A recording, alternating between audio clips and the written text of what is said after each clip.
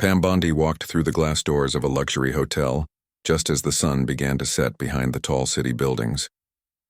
The lobby was beautiful, full of soft light and the quiet sound of piano music playing somewhere in the background. Travelers sat in leather chairs talking softly or checking their phones. The air smelled like coffee and fresh flowers. Pam took a deep breath, happy to finally arrive after a long flight and a delay that had drained most of her energy. She looked simple but elegant. Her blonde hair was tied neatly. Her clothes were clean and comfortable, and she carried a small travel bag on one shoulder. Her suitcase rolled quietly behind her as she walked toward the front desk. She smiled politely at the man standing behind the counter. He looked busy, typing on a computer and speaking to another guest. Pam waited patiently, standing a few feet away. She never liked interrupting people. The man glanced up for a second, then looked away quickly as if she wasn't there. A few minutes passed. Then another guest walked up beside her wearing a sharp suit and carrying designer luggage. The clerk immediately smiled at him and said, "Good evening, sir. Welcome back." Pam watched quietly as the man was checked in within minutes. The clerk handed him his room key with a big grin. Then, without even looking at Pam, he called out, "Next." Pam stepped forward. "Good evening," she said softly. "I have a reservation. The name's Pam Bondi." The clerk finally looked at her. His eyes moved from her face to her simple clothes, then back to his screen. He typed something slowly, not saying a word. After a few seconds, he frowned. He muttered.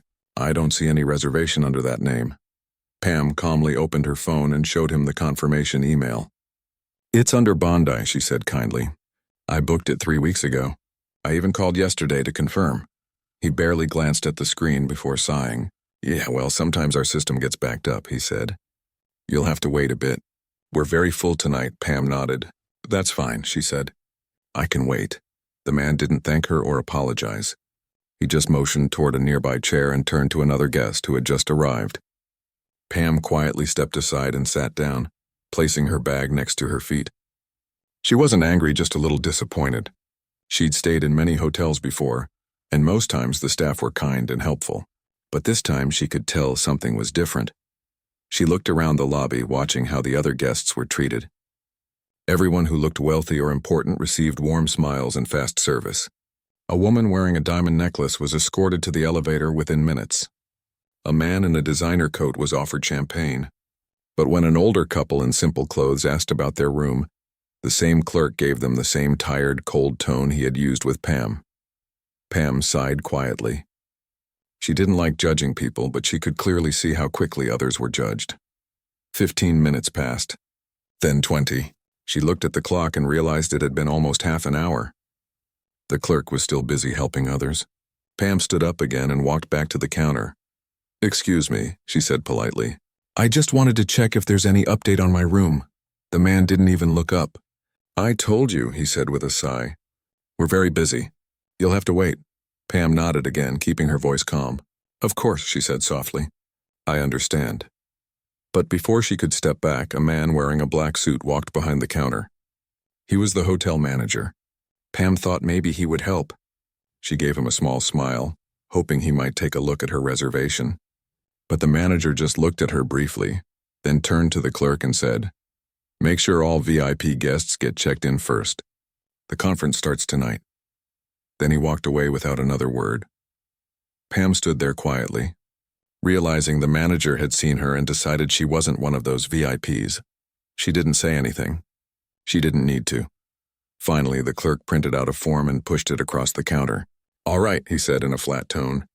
"We have one small room available. It's not one of our best, but it'll do. Here's your key." Pam thanked him, though his tone made it sound like he was doing her a favor. She took the key and walked toward the elevator. As she rolled her suitcase, one of the bellboys walked past her without offering to help. He smiled at another couple instead and grabbed their bags right away. When the elevator doors closed, Pam finally allowed herself a small sigh.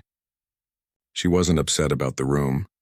She wasn't even angry about the poor service. What bothered her was the way people assumed things so quickly. She had seen it too many times, people being treated differently based on what they looked like, what they wore, or what kind of car they drove. Her room was small but clean. The window looked out over the parking lot instead of the city skyline. She sat on the edge of the bed and looked at her phone. There were a few missed messages from her assistant, reminding her of the meeting scheduled for tomorrow morning. It wasn't just any meeting. It was a leadership event where Pam would be one of the main speakers, something the hotel itself was hosting. She smiled faintly. The irony of it made her shake her head. The same hotel that couldn't be bothered to treat her kindly tonight would be hosting her as an honored guest tomorrow. Pam wasn't the type to use her name or title to get special treatment. She'd always believed respect should be mutual, not demanded. Still, moments like these reminded her how far people still had to go in learning that simple truth. She decided to take a walk downstairs to get some dinner. When she entered the restaurant, she noticed the same pattern repeating again. The hostess looked her up and down, hesitated, then said, "Do you have a reservation?" Her tone was polite but distant. Pam replied, "No, I'm just a guest here." The hostess glanced at her tablet and said, "We're quite full tonight. You might have to wait about 30 minutes, Pam smiled. "That's all right," she said. "I can wait." She sat near the entrance, watching groups of people being seated before her. Some of them arrived after she did. A few even said they didn't have reservations either. She noticed how their clothes and accessories seemed to make a difference. After 40 minutes, a waiter finally led her to a small table near the corner. The food was good, but the service stayed distant. When she asked for water, it came 10 minutes late. When she asked for the check, it took another 15. But Pam didn't complain. She thanked the waiter each time, with the same soft smile she always had. After dinner, she walked back through the lobby. The same clerk was still at the front desk, laughing with another employee. Pam passed by quietly, not making eye contact. She could feel their eyes follow her for a moment, then turn away. When she reached her room, she took off her shoes, sat by the window, and looked outside.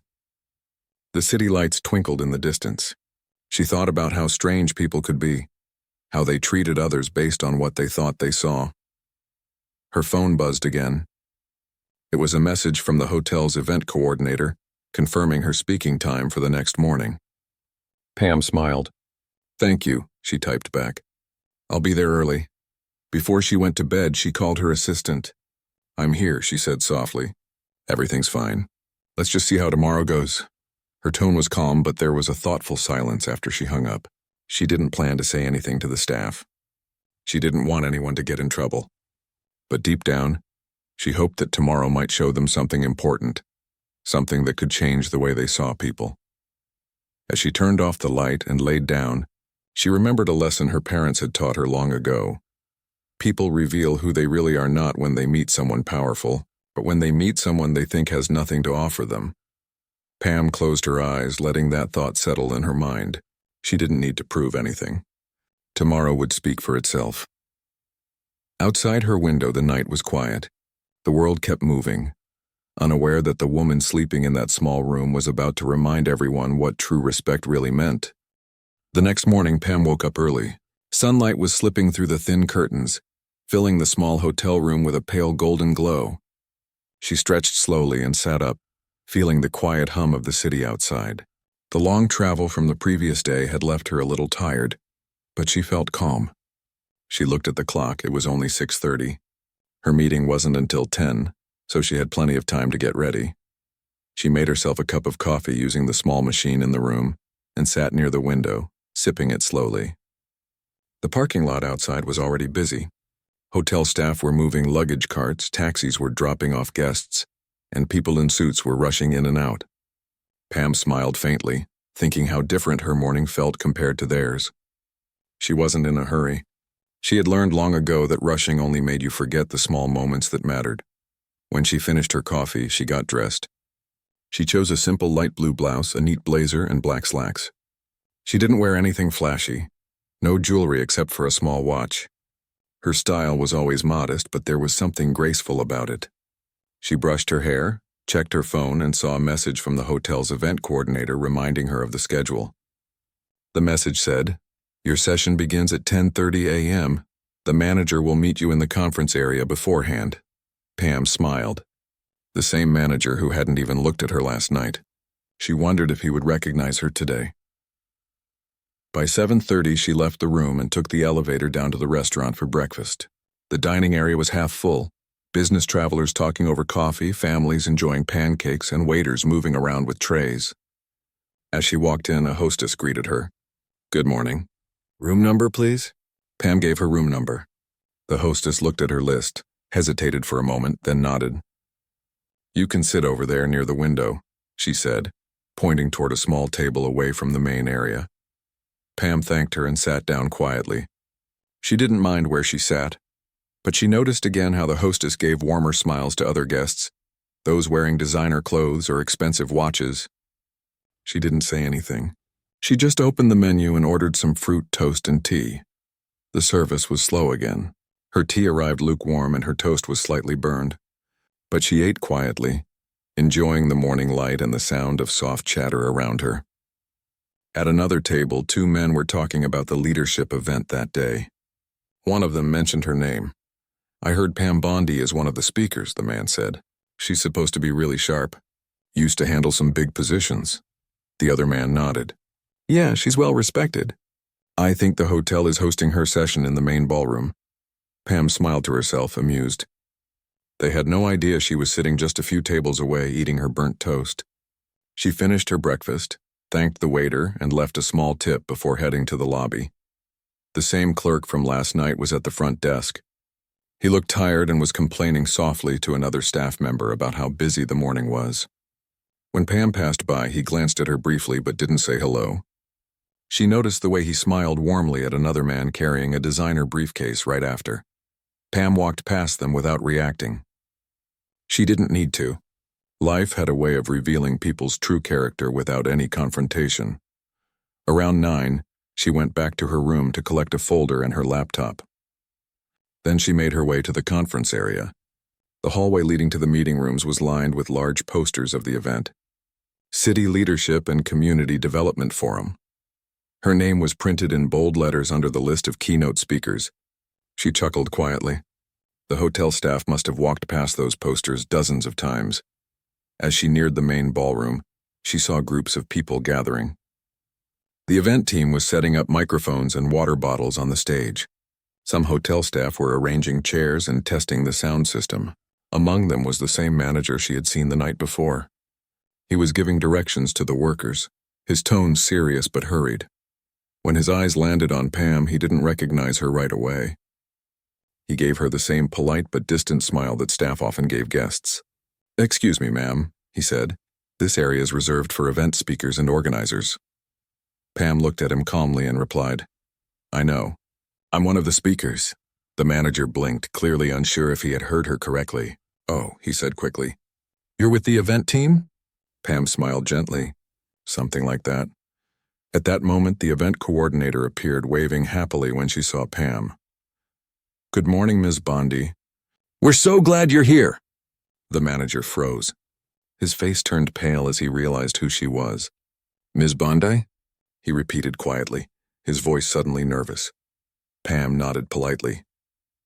"Good morning," she said. The manager's expression changed instantly. His confident posture vanished. I didn't realize," he stammered.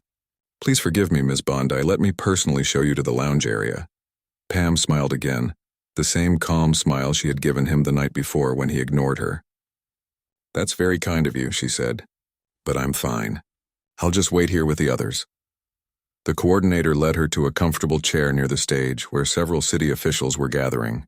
The manager stood awkwardly nearby, clearly embarrassed. He kept glancing at her as if hoping she wouldn't remember how poorly she'd been treated. But Pam remembered. She just didn't need to say it aloud. As more guests arrived, the energy in the room grew. The hotel staff began to move quickly, offering drinks and snacks.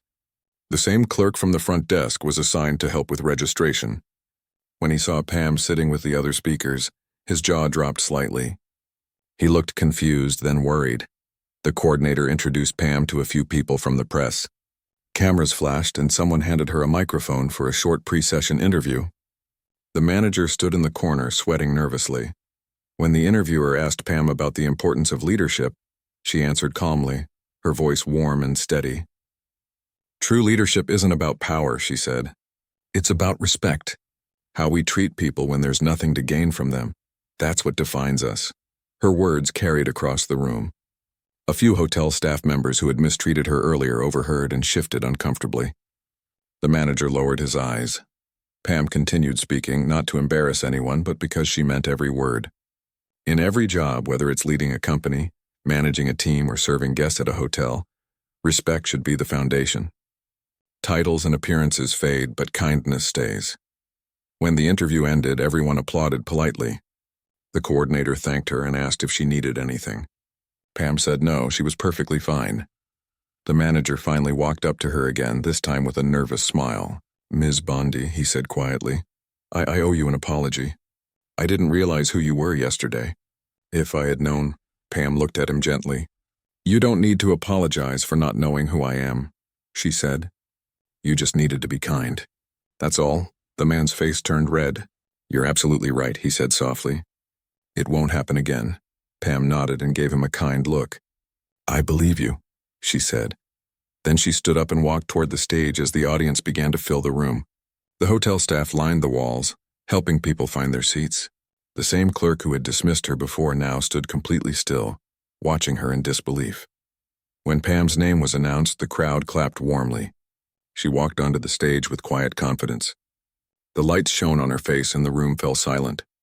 She began to speak not about herself, but about the importance of empathy, honesty, and respect in leadership. Her words were simple but powerful. She spoke from the heart and every person listening could feel it. Down below, the hotel staff listened too. Some of them glanced at each other, realizing how wrong they had been. The young housekeeper, who had noticed the unfairness the night before, smiled softly, proud of the woman standing on that stage. When Pam finished her talk, the room filled with applause. She thanked everyone, then stepped down gracefully. The manager rushed to hold the microphone for her, his face full of apology and admiration.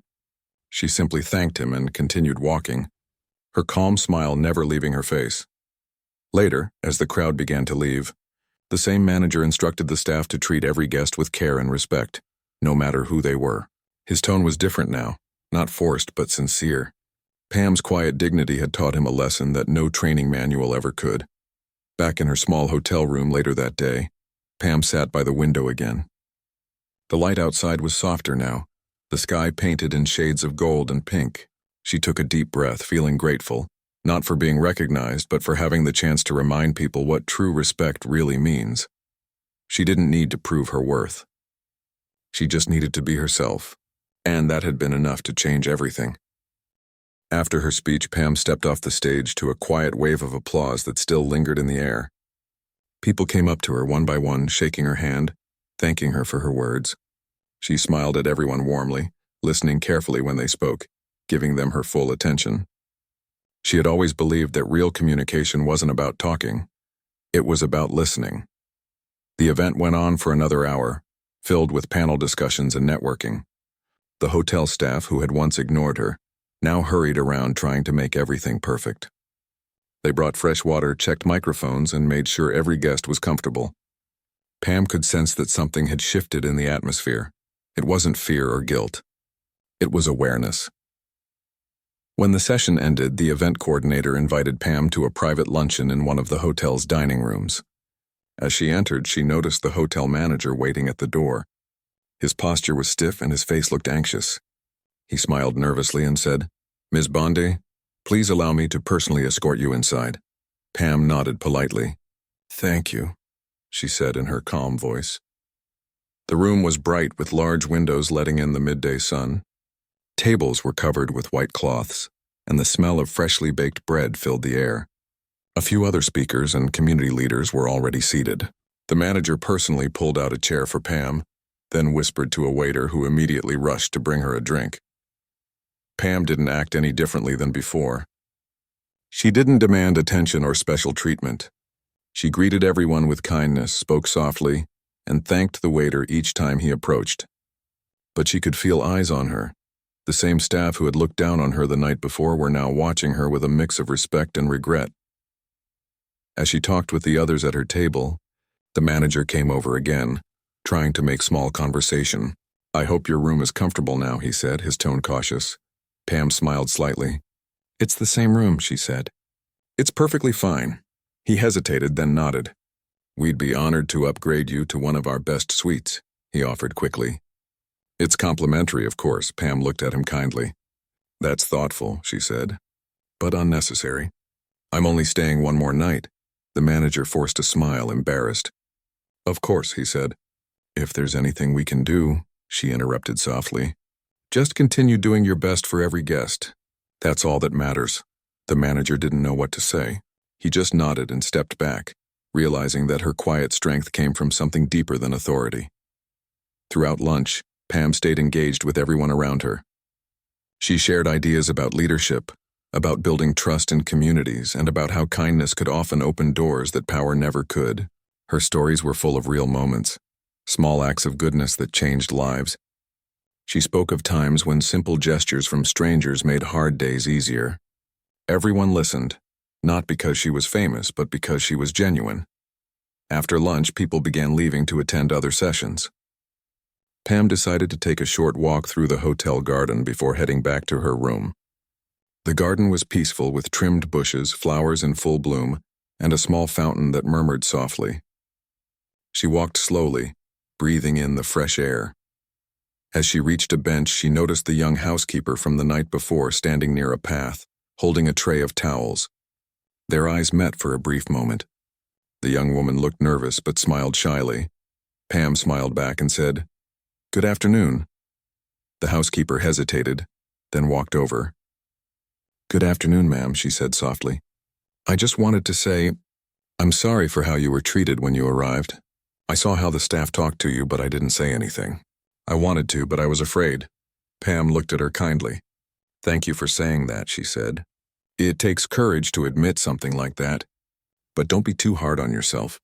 You were just doing your job." The young woman shook her head. "Still, it wasn't right. You were so calm even when they were rude." "I don't think I could have stayed that calm." Pam smiled softly. "Anger doesn't change hearts," she said. "Sometimes silence does more than shouting. People remember how you made them feel, not how loud you were." The young woman nodded, her eyes full of respect. "You're a kind person, ma'am. I hope one day I can be like that." Pam chuckled lightly. "You already are," she said. "You noticed something wrong and you cared enough to say something about it. That's where it starts." The girl smiled, her shoulders relaxing. "Thank you," she said quietly. "That means a lot." Then she hurried away, her steps lighter than before. Pam watched her go, then looked up at the sky. The afternoon sun shone through the trees, warm and gentle. For a few moments, she just sat there, letting the peacefulness of the garden surround her. After a while, she went back inside. In the lobby, things felt different. The clerk at the front desk straightened up when he saw her coming. His usual smirk was gone. Instead, he gave her a respectful nod and said, "Good afternoon, Ms. Bondi. How was your session?" Pam smiled politely. "It went well, thank you." He looked down, clearly embarrassed. I wanted to say sorry for how I acted when you checked in. It wasn't professional, and I realize that now." Pam's eyes softened. "Apology accepted," she said gently. "I hope you'll remember that every guest deserves the same respect, whether they're famous or not." "I will," he said quickly. "You have my word."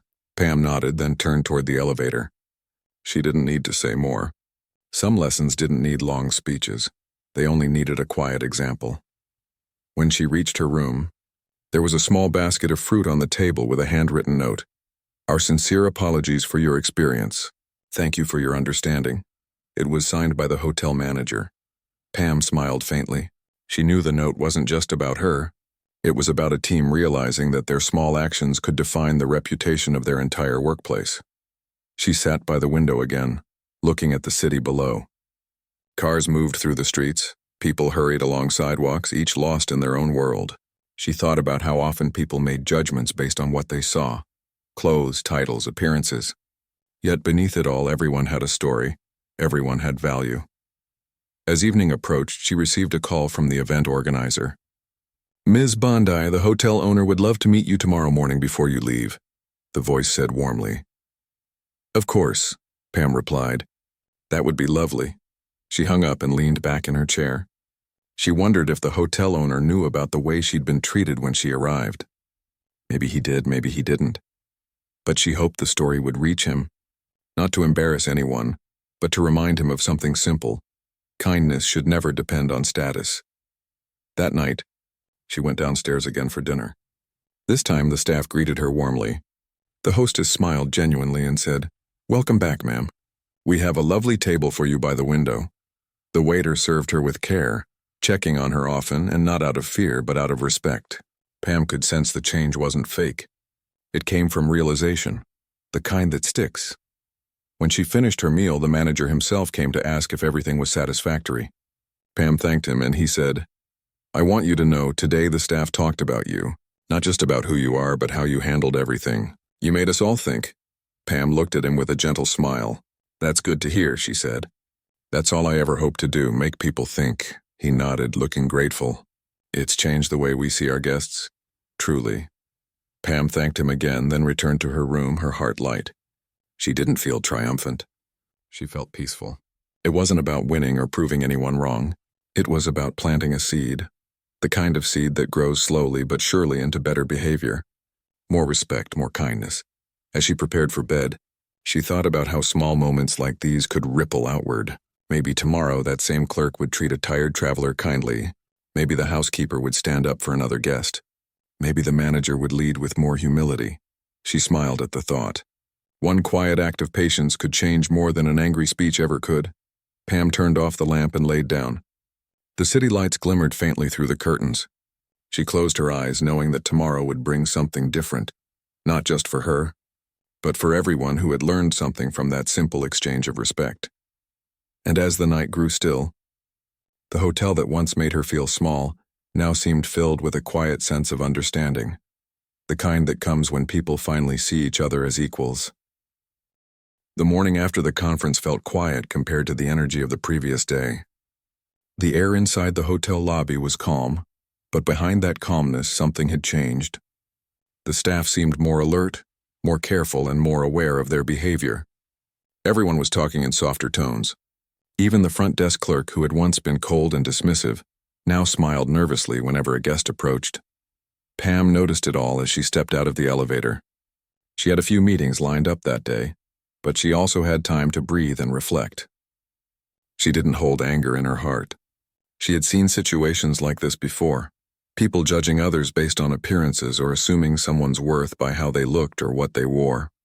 It always surprised her how quickly kindness could disappear when someone thought they were above another person.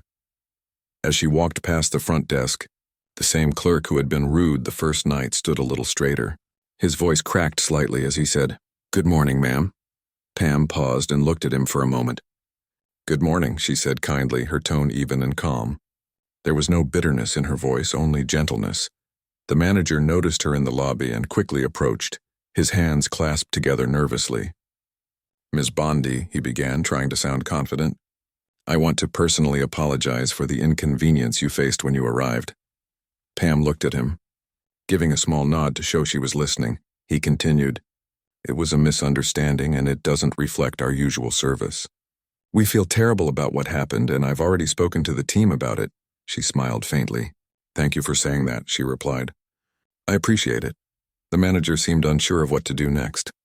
He hesitated, then said, "We'd like to offer you an upgrade to our executive suite for the remainder of your stay. It's the least we can do."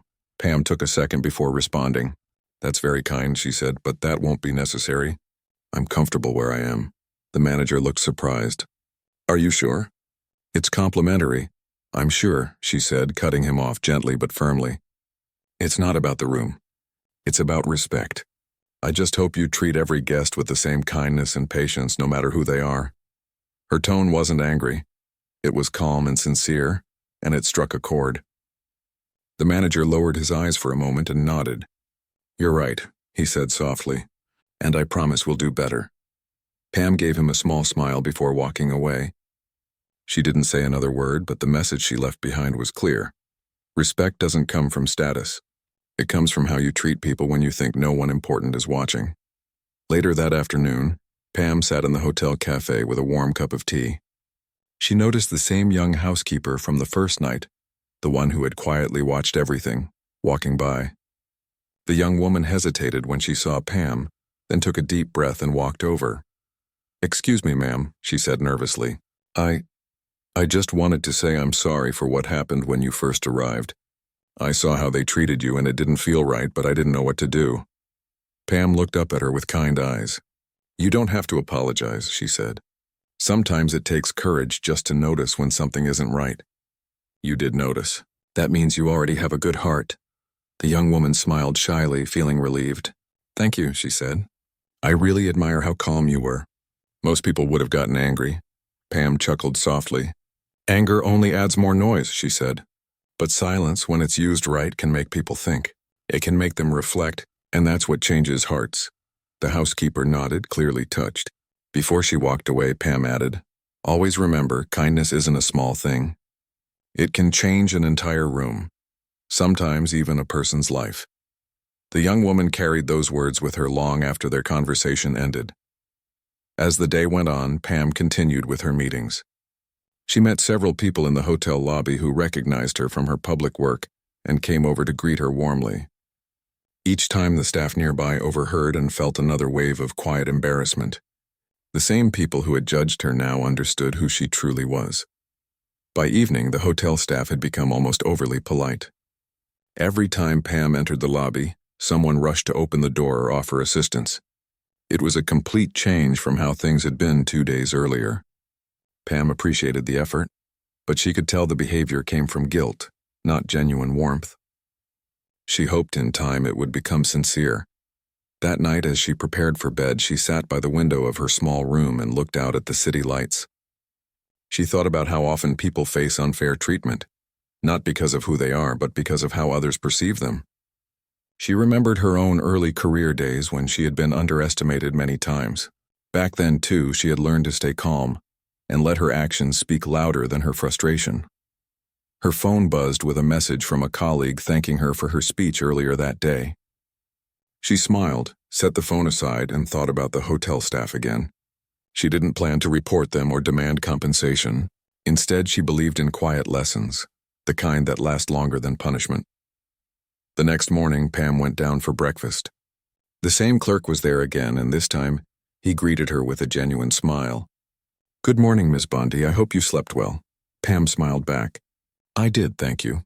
He hesitated for a moment before saying, I just wanted to say, I'm really sorry for how I acted when you first came. It wasn't right. Pam looked at him for a moment and saw the sincerity in his eyes. Apology accepted, she said gently.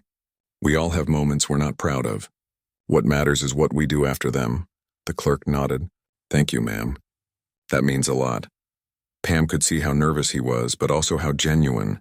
She appreciated that. Sometimes, she thought, growth begins with discomfort.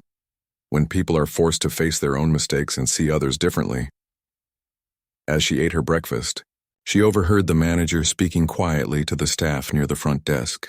His tone was softer than before, more thoughtful. He was explaining the importance of treating all guests with dignity.